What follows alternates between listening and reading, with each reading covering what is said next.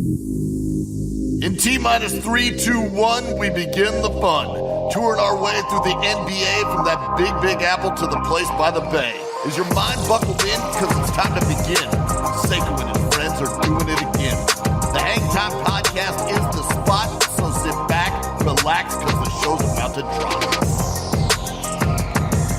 Welcome into another edition of the Hang Time Podcast. I'm your host, Sekou Smith, here in Atlanta. We've got a very interesting guest and show lined up for you today. We have the director, writer, and producer of Jump Shot, the Kenny Saylor story, a documentary executive produced by Golden State Warriors two-time MVP Stephen Curry about the man who, believe it or not, invented the modern-day jump shot. Kenny Saylor's an unbelievable life and times in and out of basketball. Jacob Hamilton, the director, writer, and producer, is joining us here on the Hang Time Podcast to tell us about the journey from the initial thought of how to make a story like this come to life and seeing the final product hit theaters this April.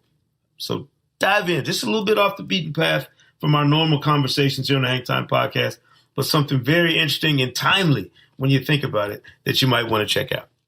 Jacob Hamilton, the director, writer, producer of Jump Shot, the Kenny Saylor story, is joining us here on the Hang Time Podcast. Jacob, thanks for taking some time. And I got to tell you, this is one of the more remarkable stories, not just a basketball story, but just an unbelievable human story that I've ever heard.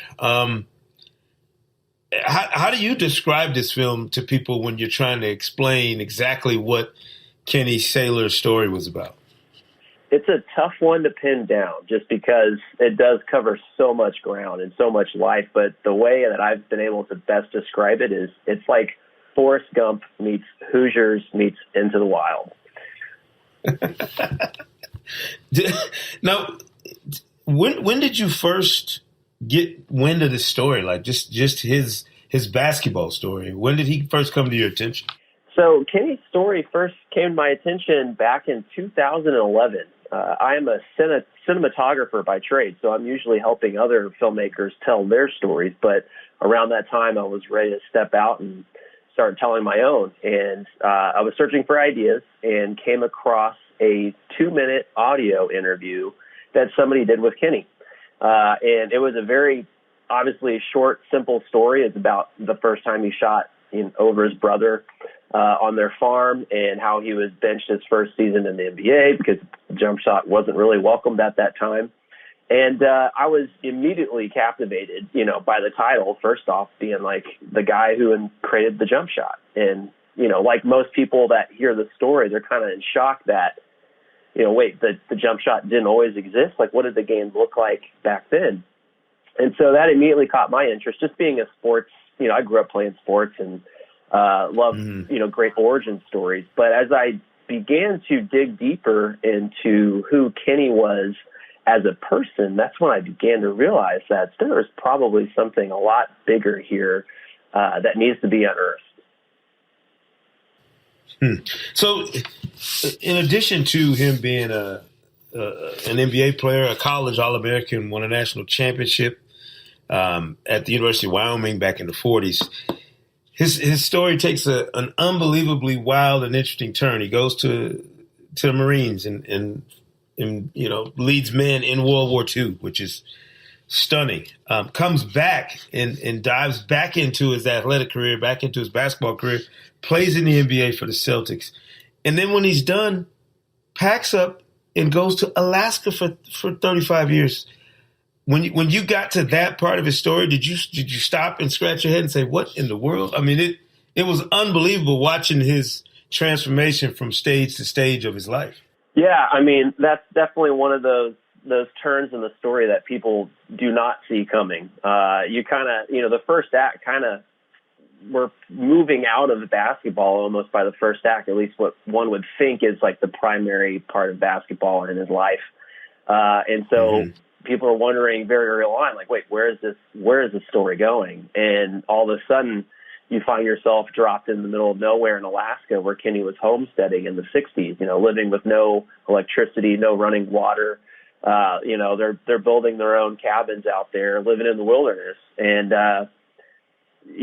what's funny is basketball does catch up to him there, because when the community that he's living in discovers that he did once play in the NBA and with the Boston Celtics, who obviously were a huge powerhouse around that time, they were like, "Hey, we could use a coach for our women's basketball team if you want to do that in your off season during the hunting and guiding and outfitting." And he did, and he created a powerhouse up there in Alaska and played an instrumental part in introducing basketball to women at that time in the state, because it didn't exist in the public school system. So he really did play an instrumental part in putting together a state tournament for the public school systems.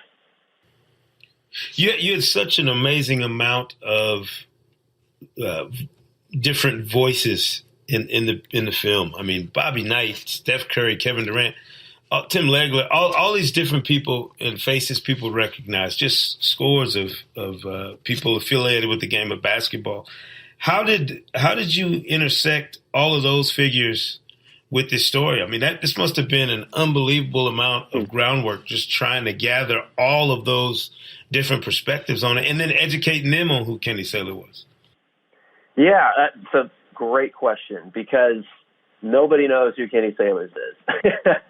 So you're really starting with a fresh slate. And, what most documentaries, you start with the people who are most accessible to you and your character. So obviously, Kenny was the first person we sat down and interviewed. And from there, we began to look at, okay, now who's in his circle? And that would obviously be, individuals from the University of Wyoming, and then like friends and family. And then from there, we began to do more research and figure out, who are some of these guys that, Kenny either played with, which there aren't that many left, because, Kenny was in his 90s around that time. And then we started finding guys that actually saw Kenny play. So Bob Knight had heard of Kenny before when he was playing back in the day and coaching. And obviously he was younger, but Judd Heathcote, the late Judd Heathcote at Michigan State, he actually traveled to Denver to watch Kenny play in the AAU tournament because he heard of this guy who was shooting a jump shot. And so, that's, where it led to there. And then from there, you reach out to the guys that have a voice, the men and women that have a voice in the sport today. And that led us to the Tim Leglers, the Nancy Liebermans, the Steph Currys, and Kevin Durant's. And like I said earlier, these guys, they don't know who Kenny is. And so some of them got to watch, we got to share an earlier version of the film or some clips of the film. But a lot of it was formulated with the questions and kind of having to set up overall history of somebody that was a pioneer and hoping that they're able to connect with, the questions that we were providing them. And then on top of that, the biggest challenge was how you get these guys, to really engage with Kenny's story. And we came up with, we had a couple different ideas, and one finally worked for us where, we get to share some photographic evidence of Kenny's jump shot or some video, kind of like a highlight reel almost of what Kenny was doing on the court back then. Because there are people that, if you're not familiar with the sport of basketball, you could watch this old black and white footage from 1940s and not be impressed, because the game really was, it was a different game. There's a lot of black and white footage, and I think we did a pretty good job of trying to make it somewhat entertaining in the film. But if you're going to sit there and watch it, it's really boring. And if you don't know what to look for, you're not going to be impressed with what Kenny was doing at that time. And so to be able to hand over, we ended up handing an iPad over to these guys and capturing their raw reactions to how Kenny was playing in the 1940s, and to see, a Kevin Durant, a Steph Curry, a Nancy Lieberman, Clark Kellogg watch Kenny play and be like, I can't believe he was doing this, 60, 70 years ago. This is amazing. It really adds some clout to, for the audience to see that, Kenny was legit, back then, and was doing things that nobody had been doing before. Yeah, and Steph clearly seems like he connected to what he felt like was a kindred spirit as a player, in terms of of how Kenny Sailors played the game, really as a visionary, kind of before his time. How did Steph become involved in the project in the form of an executive producer? Was it after he'd seen some of the stuff that was going on and wanted to get involved? Yeah, so we had the opportunity to get to share the film, an early version of the film with Steph and his team. And we sent over just because we were hoping to maybe sit down with him and do an interview. We looked at we put together a list of who are some of the greatest shooters of all time, and obviously he's on that list. And so we, shot for the moon. And when we were able to sit down and share the film with him, he loved it. And I think, from, not only for his love of basketball, but he also saw through who Kenny was as a person and what Kenny stood for, his faith, his love for his family, and how he championed women's basketball. And he was like, I would absolutely love to be in the film, but are there some other ways that I could be involved beyond that? And that was not something we were anticipating. And we obviously were very excited to engage in those conversations to where it led to Steph being an executive producer. It's just remarkable. He and Kevin Durant, like you said, they lent such a current credibility to the story, watching it and, them kind of understanding the history of the game that they carry every day as current NBA players. The thing that really intrigues me about stories like these, because I get, like a lot of people, we kind of get in a vacuum covering the NBA on a daily basis or being around the game on a regular basis. But to somebody who's looking at it from a totally different perspective, what caught you first? Was it the basketball fan in you that recognized this was something that needed to be a story that needed to be told? Or was it the filmmaker in you that recognized this is a great story? And it would resonate beyond just basketball, just the unbelievable, adventurous story of this guy's life.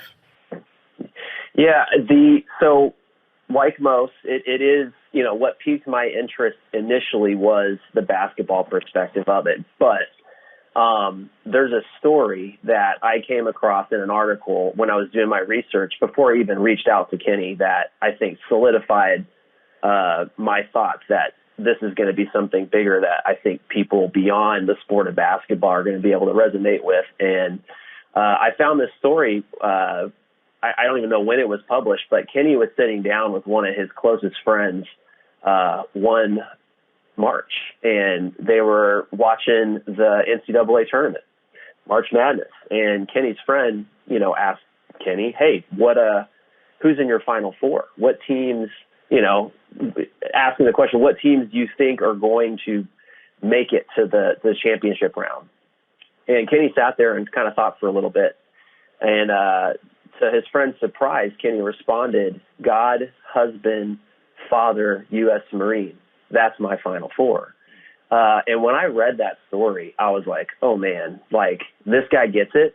Like he's living for something bigger than himself. And I think that this is a story that the world is going to connect with, because I think we all look up and admire, those people that, live for something more than themselves. I mean, you could say Kenny, arguably one could argue that Kenny defined the game of basketball by introducing the modern day jump shot, to the pros and playing on the stage that he was at that level. But the game never defined who he was. And that's kind of that was the theme of the film that I was wanting to make from the get-go. That's where we wanted to go with the film. Yeah, it's a quintessential American story. I was thinking about it as you hear about the love affair that he and his wife had for all those years, and for him to pack up and just extricate himself from everything he knew, from a potential future in basketball, be it as a coach, as an announcer, whatever, to go to Alaska. I mean, I was literally halfway through. I'm going, this is 3 movies rolled into one, like you said. I mean, it's 3 unbelievable story arcs in this guy's life. And then to see the footage of him at his advanced age, I love the way it starts when he comes into the gym and he's scrambling around dribbling the ball. You just have no idea what you're getting into. in this story. So for technique wise, I'm not anybody that's schooled in how to make films and how you execute these things. I know you've done it all, obviously. What's the process for the creative process for crafting a story like this, where a documentary is different from a feature film? Obviously, you're dealing with real life things, real people. Only so much can be recreated. A lot of it has to be factual things that you deal with. How do you go into that process as a filmmaker, just creative?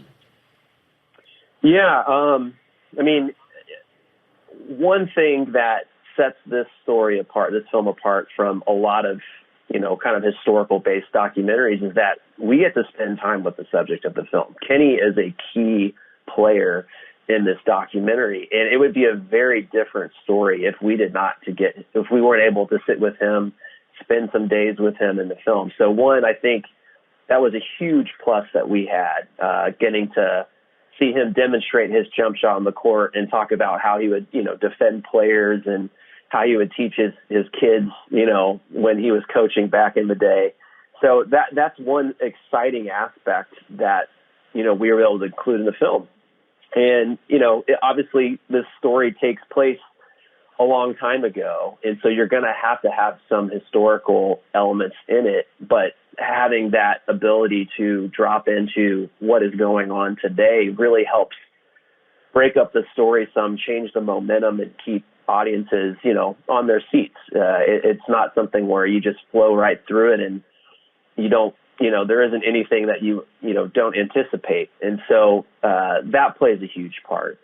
But having to rely on a lot of archival material, we were very grateful and blessed that Kenny's wife saved a ton of newspapers, photographs, magazine covers, everything that Kenny was basically featured in or mentioned. There were scrapbooks of just endless amount of material that we were able to put together and scan and incorporate into the film to really help build out this historical side of Kenny's life. And then on top of that, Kenny was a pioneer on the basketball court, but this guy was running around with an 8mm camera filming everything that, he was doing at that time. And so all of his guiding and outfitting in the 50s and 60s, like we have, like the footage you see in the film is stuff that he actually captured. Like that is through, the eye of Kenny's perspective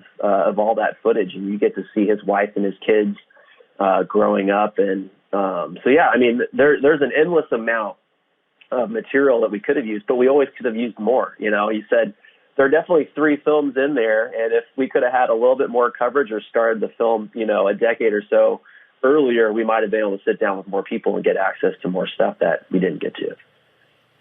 Sure. So Jump Shot, the Kenny Sailor story, it won the 2019 Heartland International Film Festival Audience Choice Award and the Grand Jury Award for Best Documentary at the at Dead Center Film Festival.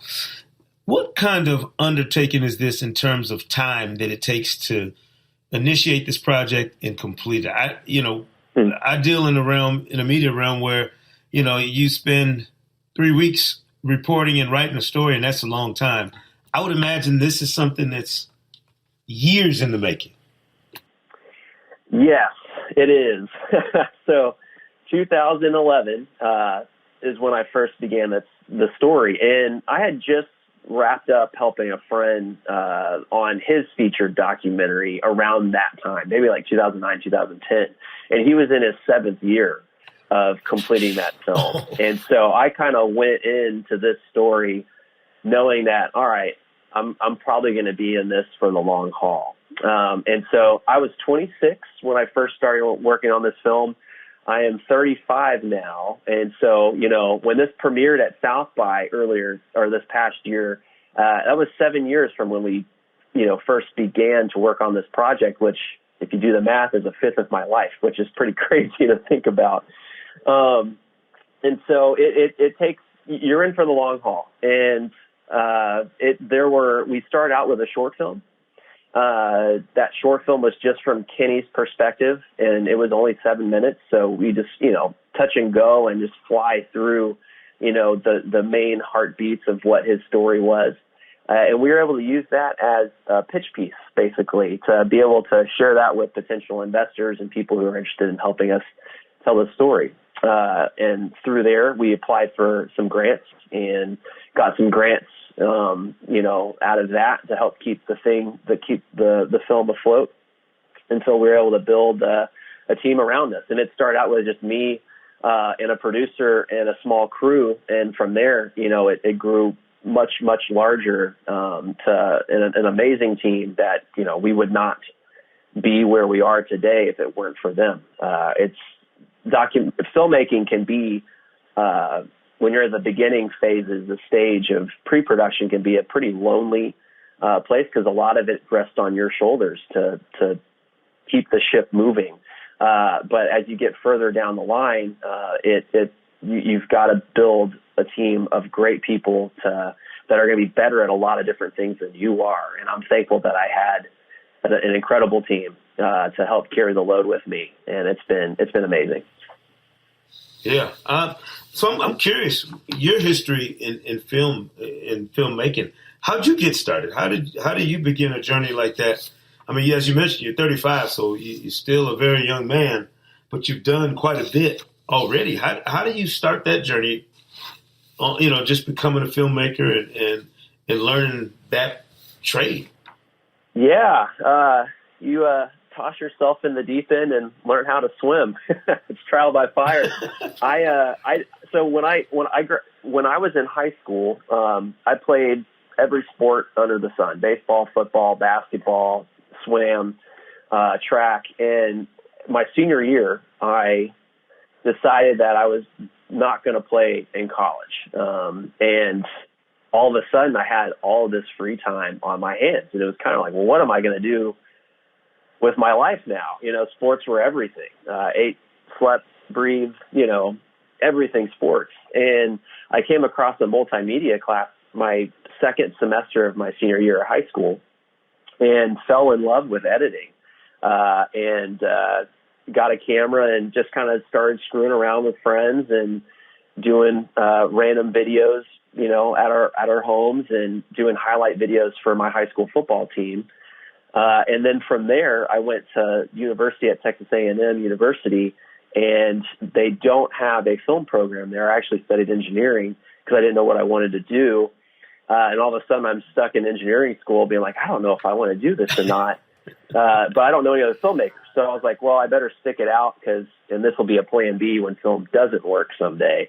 But while I was there, I started working with the university, the athletic department. And I got to kind of cut my teeth there and get my feet wet and learn a lot of the basics behind camera work and editing and whatnot, and was able to take that and apply it in the real world after I graduated when I moved to Austin, Texas, and have been in Austin, Texas for almost 12 years now, doing film full time. Okay, now you're a Texas guy, so I got to ask, you got three really interesting Texas teams in the NBA. Yeah.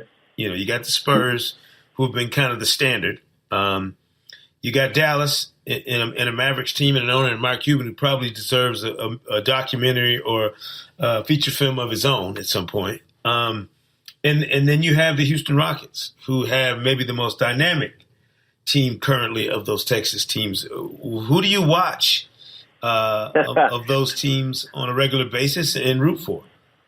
So I'm from Houston, so I am a Rockets fan, and okay. My childhood was in the 90s, and so it was a very exciting time to be a Rockets fan. Back-to-back championships in 92, 93, and 93, 94 with, Akeem Olajuwon and Clyde Drexler, Robert Ory, all those guys. And Rockets are there. But my grandfather's favorite player was Tim Duncan. So I watched a lot of, Spurs basketball as well growing up. Right.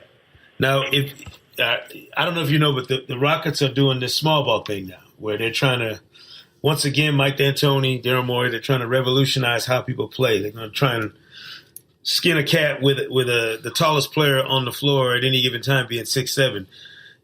What are your thoughts on that as a fan? Are you all in for the Rockets trying to go about this in an unorthodox way, or do you think that's maybe biting off more than they can chew?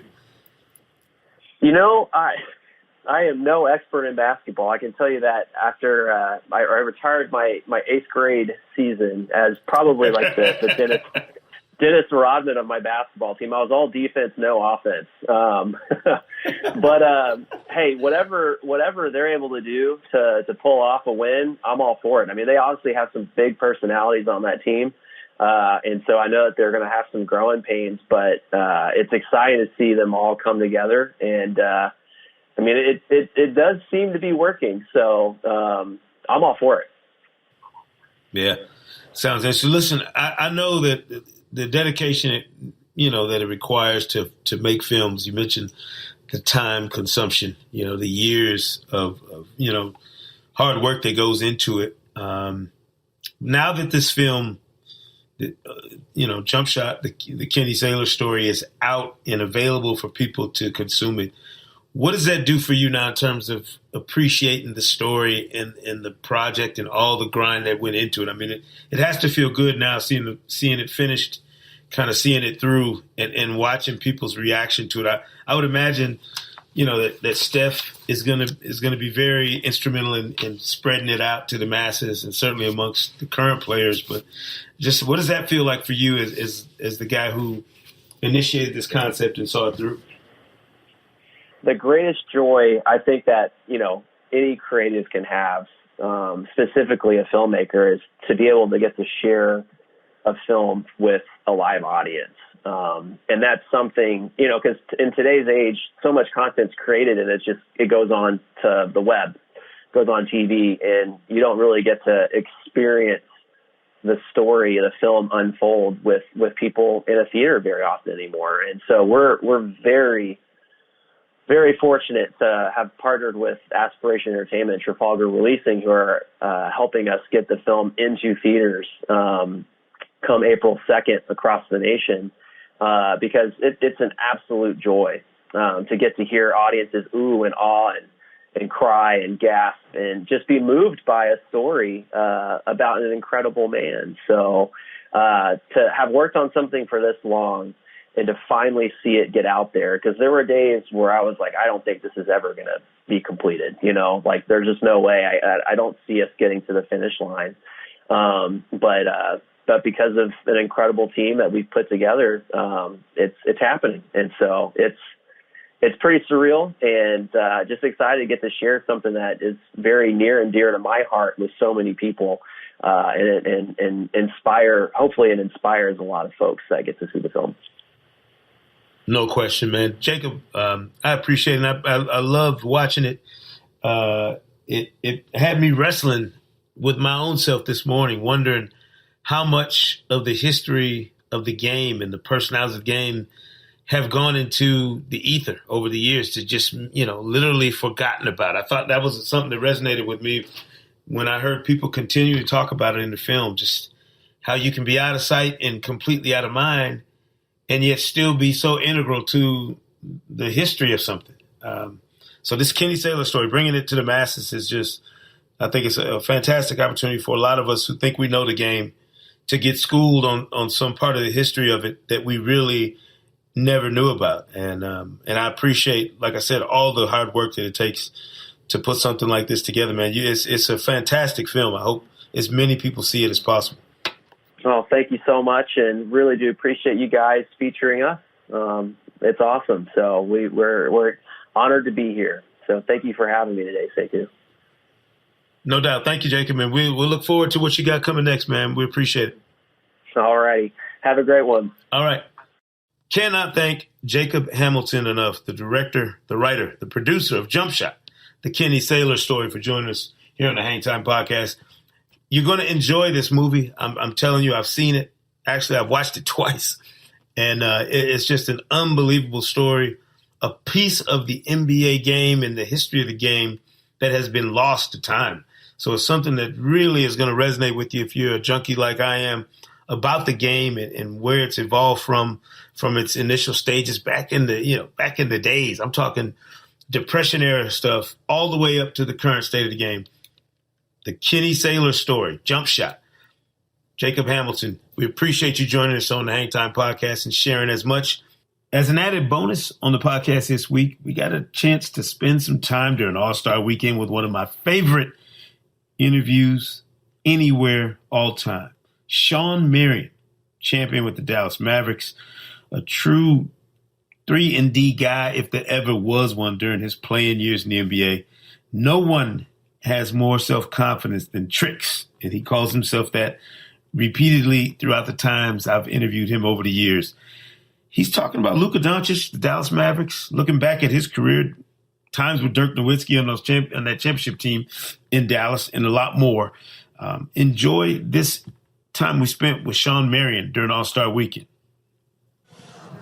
Shawn Marion joining us here on the Hang Time Podcast. Tricks, I seen you at games. I seen you, in arenas. Yeah. What's this part of basketball like for you, where you get to come back now and kind of enjoy the game from that different perspective? I mean, it's kind of special. I think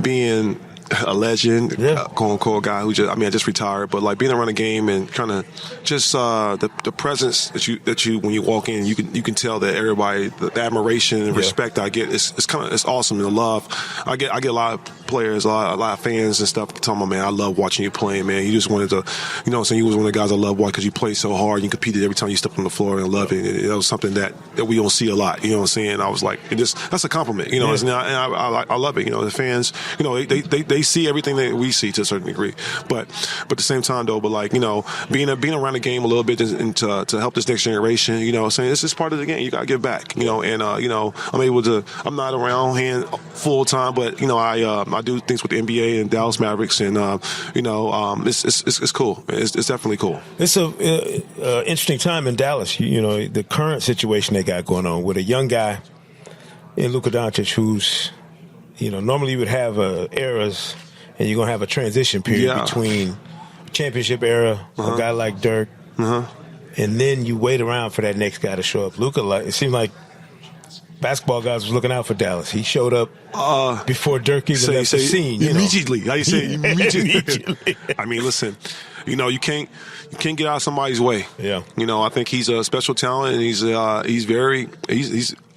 unique, man. I play against a lot of players, and I've seen a lot of players, man. The confidence he has and the mindset he has, as young as he is, though, is very rare. Yeah. I ain't seen a lot of players. I play against a lot of people, and I ain't see the confidence, arrogance he has like that in a lot of guys. Not at 20, I would imagine. No. Not that a young age. Yeah. No.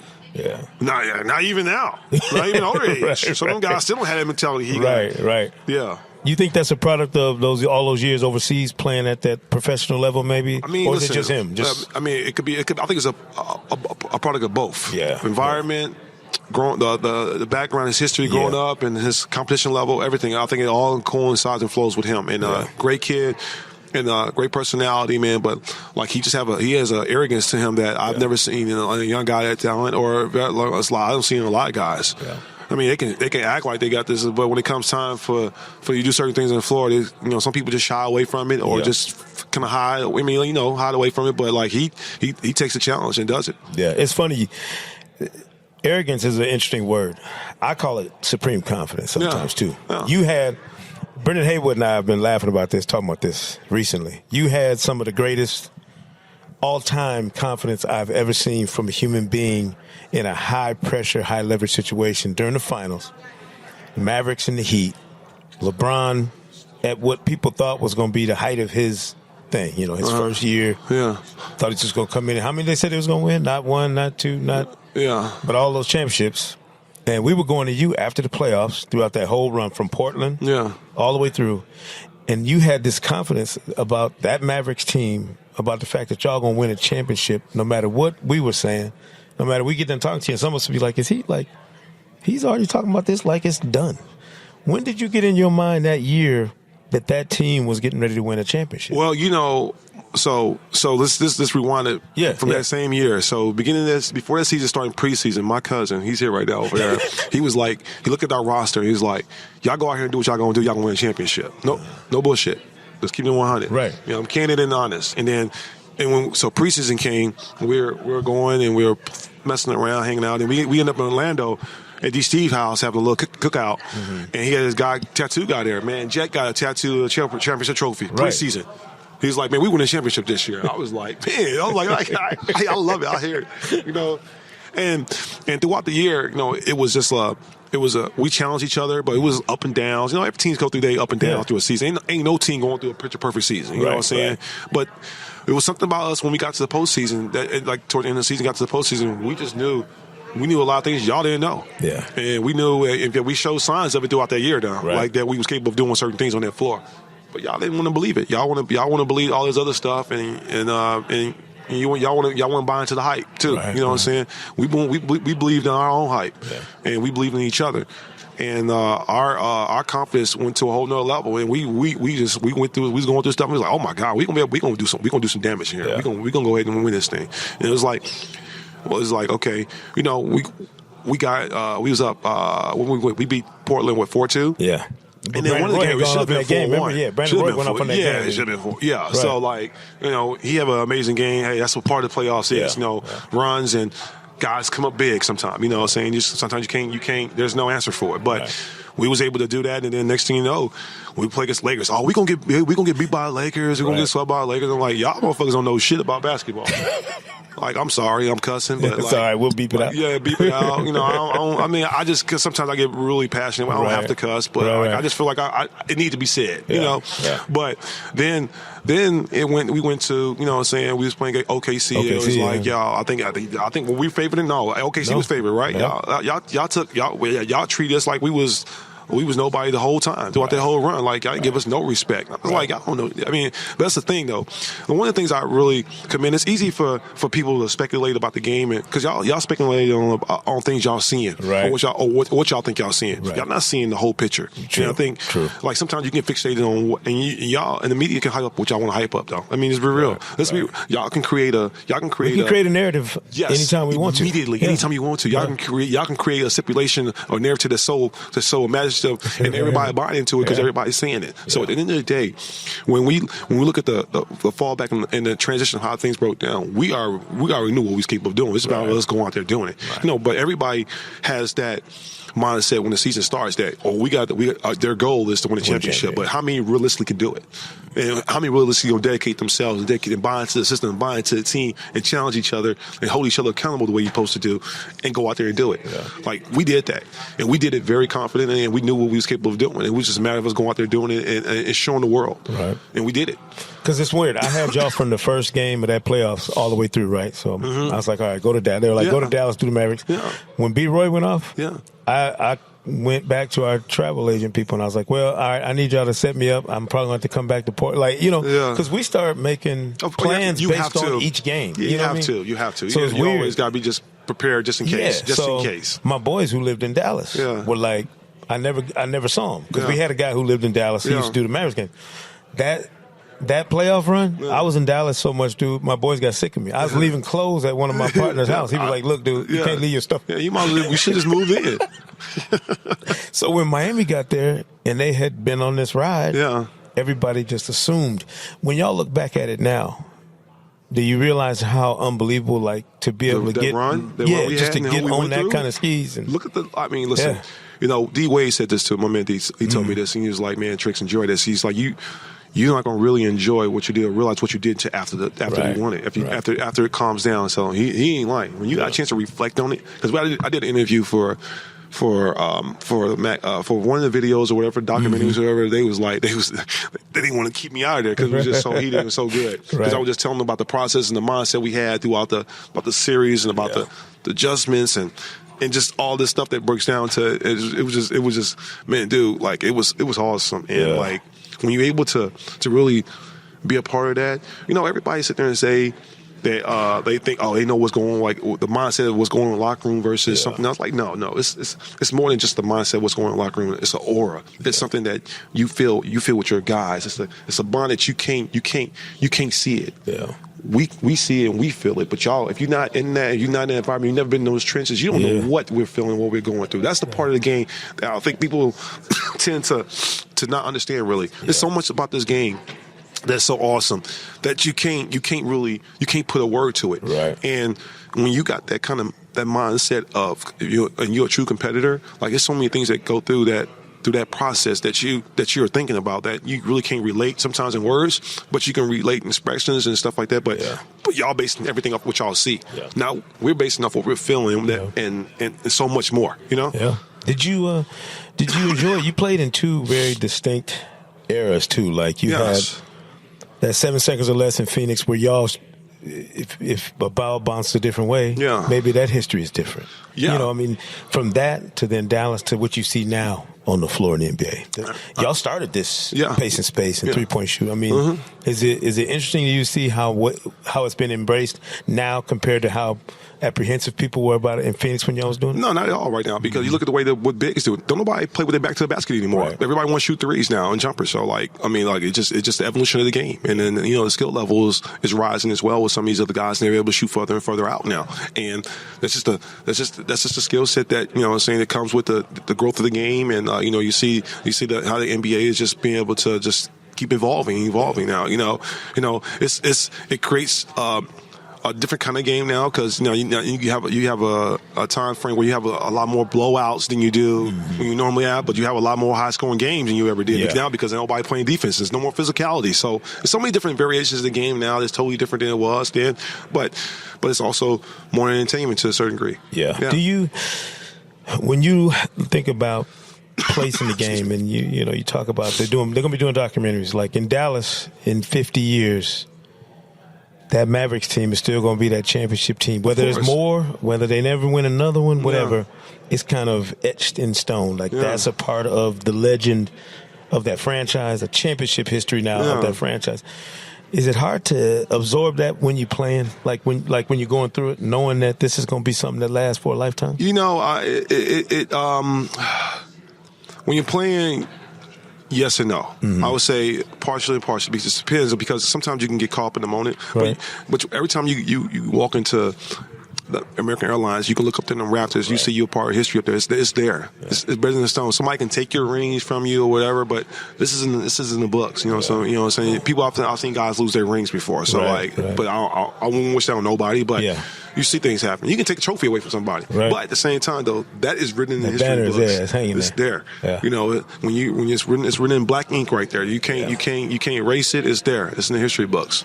And if you know anything about it, you experienced it. You know what I'm saying. So now it's in your heart. It's in your mind. It's in your spirit, man. And that's what's a great feeling. A lot of people have a difficult time figuring out what's next when they do when they finish a career. What was it like for you transitioning when you knew, all right, I'm getting ready to go into this next phase, and how do I attack that? Well, I was already preparing myself for life after basketball before I retired, but I became a father towards the end of my career, and that instantly changed everything. I was like, my last year, I was watching my son grow up through a phone, and I was like, I didn't get the game where I can give it. I'm at peace. I'm a champion. I done left a staple in this game. I think throughout my career, I set out to play 15 years. I played 16. I probably could have played a couple more if I really wanted to. Right. But I was like, man, I owe this to my son now. I didn't get the game where I can give it at the playing part. You know what I'm saying? But like it's time for me moving to the next phase of my life. No doubt. Man, it's good to see you as always, man. Pleasure. I tell people that there's not a more confident dude I've ever seen in the locker room than you. During them finals, man. That was special stuff. Yeah, no doubt. Appreciate you. Appreciate it. All right, now. Kudos to Jacob Hamilton and Shawn Marion for spending some quality time with us on the Hang Time podcast this week. I know it was a whole lot for you to absorb, but I hope you spent the time and enjoyed it. Just digest some of the, insights that you get from around the basketball world. It's not just players, coaches, and front office people. It's fans, it's filmmakers, it's everybody. The ecosystem is huge around the NBA. And I think, anytime we get a chance to capture that, we want to make sure we do it for you. We'll be back next week in the stretch run here of the NBA regular season. So we'll have more for you right here next week on the Hang Time Podcast. This one is done, but in case you want another one, here's the links to all the fun from Sekou Smith's Hang Time Run. Check us out on Apple Podcasts, Spotify, NBA.com/hangtime, or wherever you listen to podcasts. Until next time, Hoops fans.